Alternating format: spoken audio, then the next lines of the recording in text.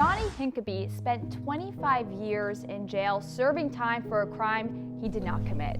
I don't ever wish prison on anyone. That is the worst place that anybody could ever go to. It was a case that was in all the headlines in 1990. A tourist from Utah, Brian Watkins, mugged and stabbed to death in a midtown subway.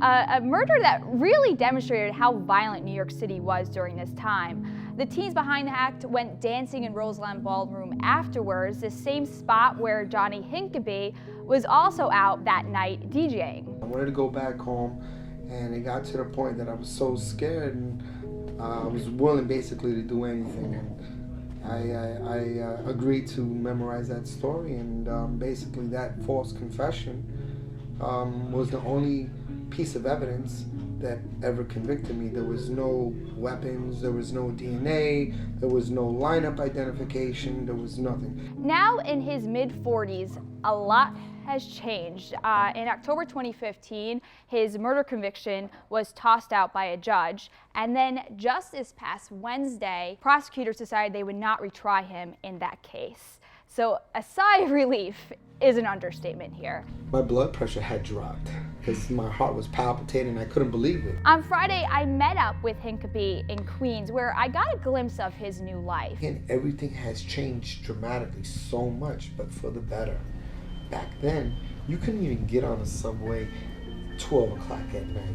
He spends many of his days here at this bail bond agency where, get this, he ends up bringing bail release forms to the same place where he spent 25 years in jail, Rikers. You know, I just want to get in and get out, do my job, and that's it. He's excited by what's to come, happy to be home with his family, thankful for a new chance at life, and most of all, he's not bitter. I believe that every aspect of my life, every stage that I have gone through has shaped my character accordingly to what I was doing.